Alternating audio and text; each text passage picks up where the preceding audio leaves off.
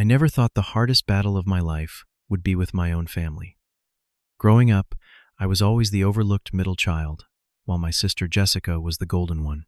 My parents never showed much faith in my tech ambitions, but I persisted. Years of sacrifice and sleepless nights built my company into something valuable. $12 million valuable, to be exact. I kept my success private, living modestly and avoiding family drama. Until that fateful Thanksgiving when everything shattered, I had no idea how money could transform the people I thought I knew into strangers. Before I dive into this story, let me know where you are watching from in the comments below. If this is your first time here, hit that like and subscribe button. Trust me, what happened when my family discovered my net worth will make you question who you share your financial information with. I grew up in a middle-class neighborhood in suburban Boston. Our house was nice enough, but nothing extravagant. A split level with faded blue siding that my dad always promised to update but never did. From an early age, I showed an interest in technology and business. At 14, I built websites for local businesses. At 16, I created a primitive app that helped students organize their homework. I thought my parents would be proud, but they dismissed these efforts as distractions from what really mattered: grades and college applications. Meanwhile, my sister Jessica could do no wrong.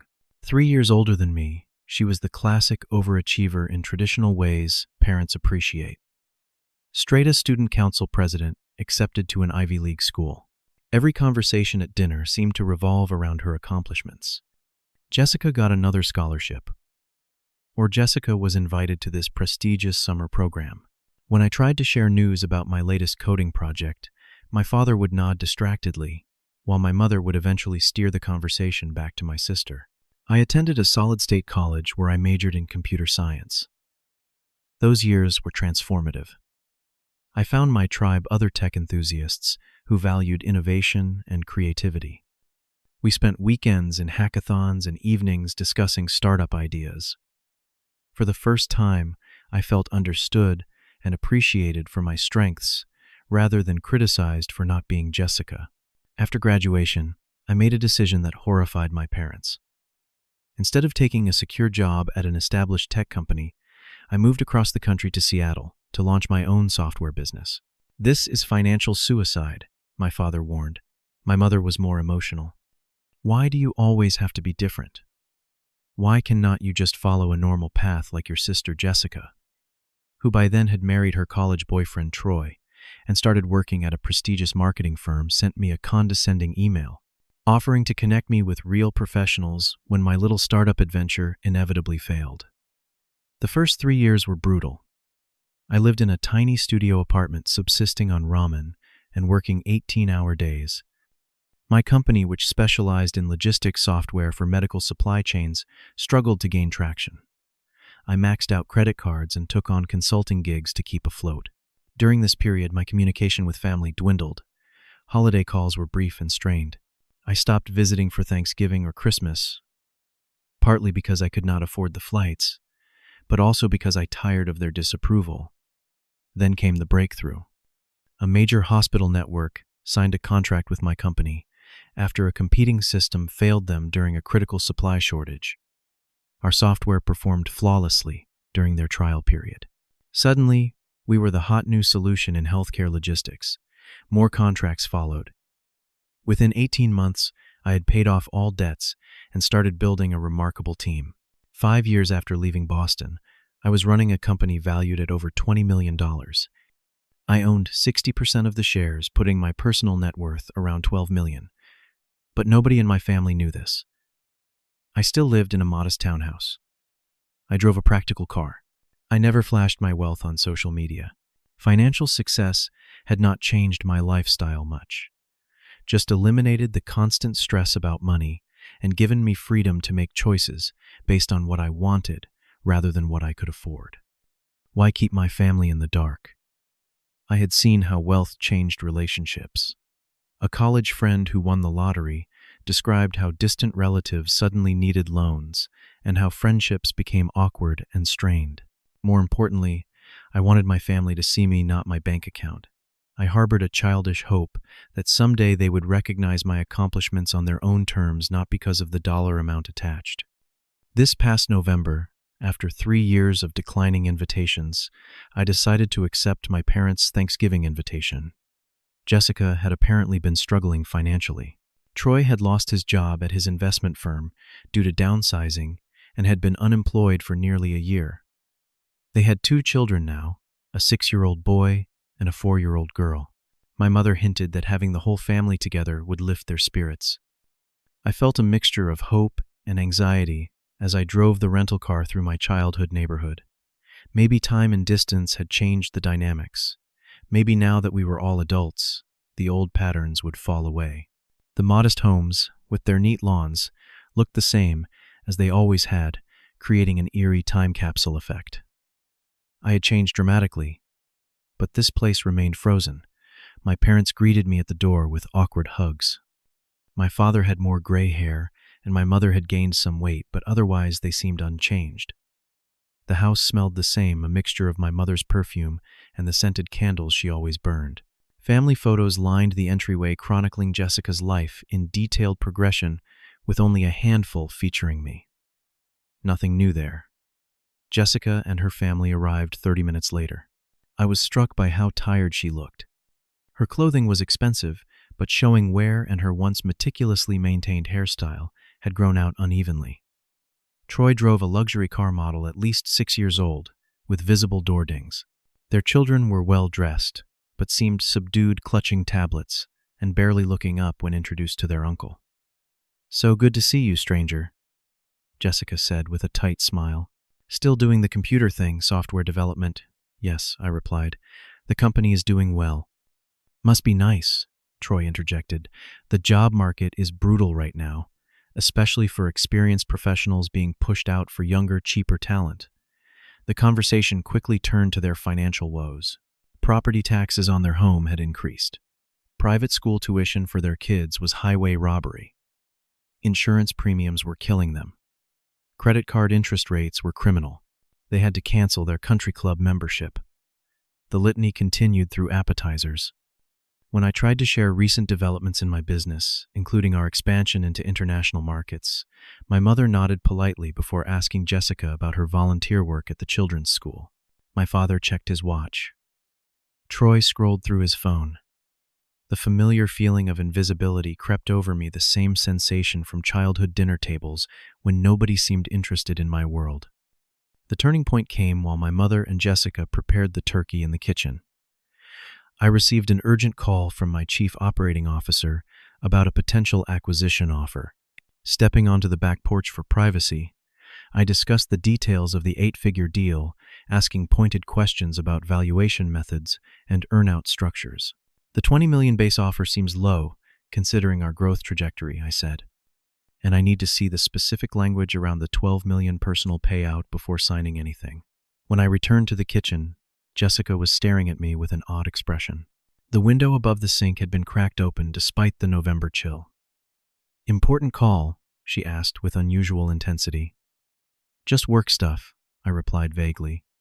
Sounded pretty serious for Thanksgiving. Her eyes narrowed. "What exactly does your company do again? You never really explain it." I gave my standard simplified explanation about healthcare logistics software, but her probing continued. What were our revenue streams? How many employees did I have? Was I planning an exit strategy? Questions she had never bothered to ask before. By the time we gathered around the dining table, I felt distinctly uncomfortable. My mother had outdone herself with the traditional spread turkey, with all the trimmings arranged on her best china. My father suggested we go around the table and share what we were thankful for, a family tradition. My mother expressed gratitude for having her children home. My father mentioned his continued good health. Troy thanked my parents for hosting. When my turn came, I had barely started speaking when Jessica interrupted. "I think Nathaniel is thankful for his $12 million, she announced to the stunned table. The silence that followed seemed to stretch for eternity. My father's fork clattered against his plate. My mother's hand flew to her throat. Troy's head snapped up from his phone, suddenly fully engaged in family conversation for the first time that day. "What are you talking about?" my mother finally asked. Jessica smiled, but her eyes remained cold. "I overheard his business call. Apparently, little brother here is worth $12 million. Imagine that. All eyes turned to me, expressions ranging from shock to something more calculating. I felt stripped naked, my private life exposed without consent. The violation left me momentarily speechless. "Is this true?" my father demanded. I considered lying, then dismissed the thought. "My company has done well," I admitted, "but my finances are private and I would have appreciated them staying that way." "Private? From your family?" My mother looked wounded, though I noted she did not question the figure itself. "How did you really make this money?" Troy asked, his tone implying something illegitimate. "Through 7 years of 80-hour weeks building healthcare software," I replied evenly. "And you never thought to mention this while we have been struggling." Jessica's voice rose. "While we had to pull the kids from their piano lessons and cancel our vacation plans, the rest of the meal proceeded in excruciating tension. My parents, who had shown minimal interest in my business earlier, now wanted detailed explanations of my company structure. Troy peppered me with questions about my investment strategy. Jessica grew increasingly hostile, making pointed comments about selfishness and family loyalty. After dinner, we moved to the living room, where the interrogation continued. Troy casually mentioned his interest in tech startups and his background in finance. "I could help you manage that money," he offered. "Family rates, of course." My parents brought up the roof that needed replacing and their outdated kitchen appliances. Jessica mentioned her friend whose brother paid off her student loans after his startup succeeded. My mother discussed my cousin Steve, whose medical bills were overwhelming his family. "Family takes care of family," she said pointedly. "That is how we raised you." Every attempt to change the subject failed. When I brought up the Patriots season, Troy steered the conversation back to the luxury box seats I could surely afford. When I asked about neighborhood news, my mother mentioned the Andersons, who had paid for their daughter's lavish wedding. "Did you know Jessica and Troy had to scale back their wedding because they were paying for it themselves?" she asked. "No honeymoon at all." Such a shame. The pressure mounted like a physical weight on my chest. I felt cornered, every exit blocked by expectations and demands thinly veiled as family concern. The breaking point came after dessert. Jessica, who had been growing increasingly agitated throughout the evening, finally exploded. "This is so unfair," she said, tears welling in her eyes. "I did everything right. I followed all the rules. I went to the right school, married the right guy, had the perfect children. And now we can barely make mortgage payments, while you, who always did things your own way, are sitting on millions." She stood up, voice rising. "I need that money more than you do. I have children to raise, a lifestyle to maintain. Do you know, we have $87,000 in credit card debt. Our home equity line is maxed out." My parents nodded in solemn agreement. My father cleared his throat. "Son, we think you should help your sister out. $1 million or $2 million would set them straight. Nothing to you with that kind of wealth. And your mother and I could use some assistance," he continued. "Retirement has not been as comfortable as we planned. Our investments underperformed." Troy leaned forward. "We found a perfect house in Brookline. 5 bedrooms, much better school district. About $2.5 million. Would be a great investment for you. And we could live there. Win, win." Jessica wiped away tears. "You owe us this, Nathaniel. I was the one who always made Mom and Dad proud while you were off doing your own thing. I deserve this more than you. After everything I have done for this family, after all we have done for you," my mother added. "Raising you, supporting you, all those computer parts we bought you," my father chimed in, apparently forgetting how he had complained about every purchase and eventually cut me off, forcing me to work retail jobs to fund my projects. In that moment, something shifted inside me. The fog of family obligation and childhood programming lifted.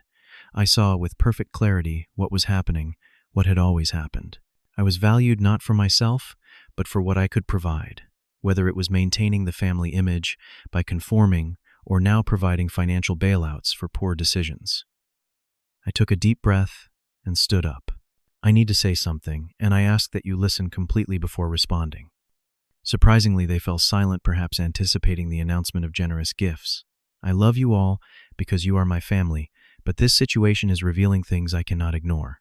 For years I was dismissed and overlooked. My interests were distractions, my ambitions unrealistic. Jessica was celebrated while I was tolerated. When I moved to Seattle, not one of you expressed confidence in my abilities. There were no encouraging calls during the hard years, no interest in my struggles or eventual breakthroughs. I turned to Jessica. I am truly sorry you are facing financial difficulties, but they are the result of choices you and Troy made. The expensive house, the private schools, the luxury cars, the vacations, the credit card spending. All of these were choices. Just as my choice to live below my means, reinvest in my business, and work endless hours were my choices. That is different, she protested, but I continued. Giving you money now would not solve the underlying issues. It would enable continued overspending and poor financial management. Real help would mean creating a sustainable budget, scaling back lifestyle expectations, and building financial literacy. I faced my parents. As for supporting me, yes, you provided a home and basics for which I am grateful. But emotionally, you consistently prioritized Jessica and undermined my confidence. I succeeded not because of your support, but despite its absence. I had to build my self-worth from scratch after years of feeling second best in this house. My mother gasped. My father's face darkened. Jessica began crying in earnest, while Troy glared at me with naked hostility. "How dare you speak to us this way?" my mother whispered. "We gave you everything," my father growled. "You selfish, ungrateful jerk," Troy spat. "Always thought you were better than everyone." "This is why nobody likes you," Jessica sobbed. "This is why you are alone while I have a family. Money cannot buy character, Nathaniel." The room filled with overlapping accusations and guilt trips. I was ungrateful, selfish, heartless, arrogant. I was abandoning family, betraying blood, dishonoring my upbringing. Every insecurity and failure, real or imagined, was thrown at me like weapons. I calmly gathered my coat and car keys. "I'm going back to my hotel. I think we all need space to process this. If you walk out that door, do not bother coming back." My father threatened the same line he had used when I announced my move to Seattle. "That would be a shame," I replied honestly. "But I will not be manipulated or guilted into financial decisions against my better judgment. I am open to rebuilding our relationship on healthier terms when everyone is ready." The drive back to my hotel passed in a blur. Conflicting emotions battled within me, relief at standing my ground mixed with grief for the family connection I had always craved, but never truly had. Staring at the generic hotel ceiling that night, I wondered if I had done the right thing, or if I was indeed the villain they painted me as. I extended my hotel stay for 3 additional days, processing what had happened while ignoring the barrage of texts from family members. My mother sent biblical quotes about honoring parents. My father demanded an apology. Jessica alternated between angry accusations and tearful pleas about her children's future. Troy sent one message suggesting legal action for emotional distress, then went silent. Meanwhile, Jessica took to Facebook with vague posts about selfish relatives and blood that means nothing when money is involved. Several extended family members I barely knew sent me friend requests within hours. During those quiet days in Massachusetts, I called my best friend Morgan, who had witnessed my family dynamics firsthand during college. "You did the right thing," Morgan assured me. "Money just amplified what was already there. They always treated you as less than, now they are just more obvious about what they want from you." Upon returning to Seattle, I threw myself into work, but found myself distracted by unresolved emotions. After 2 weeks of poor sleep and stress headaches, I started seeing a therapist who specialized in family trauma.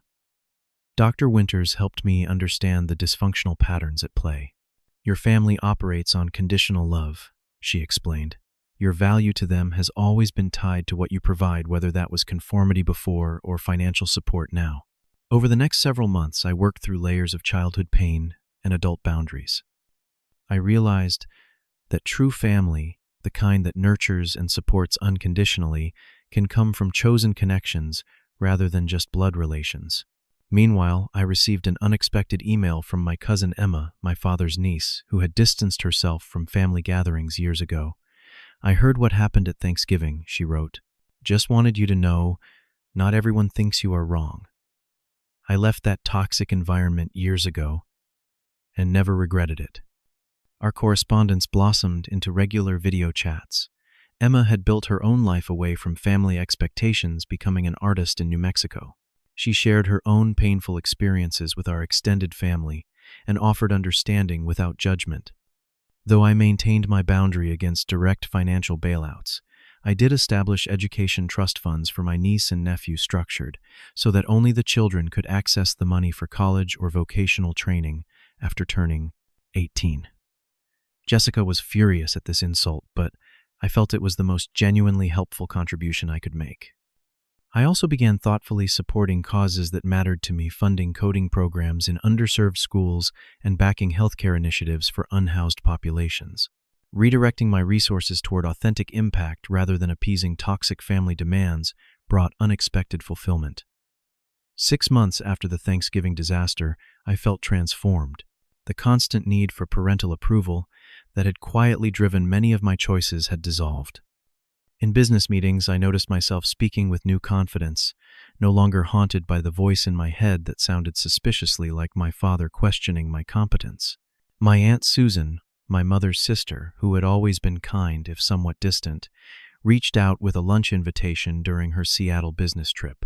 Unlike the rest of the family, she asked thoughtful questions about my company and life without financial undertones. When she mentioned my parents and Jessica were still bitter, she added, "But that is their loss, not yours." The hardest lesson from this experience was accepting that blood relations do not automatically equal healthy connections.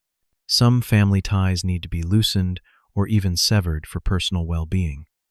Money had not created the dysfunction in my family. It had merely exposed what was always there beneath the surface. By setting boundaries with my family of origin, I created space for authentic relationships based on mutual respect rather than obligation or advantage.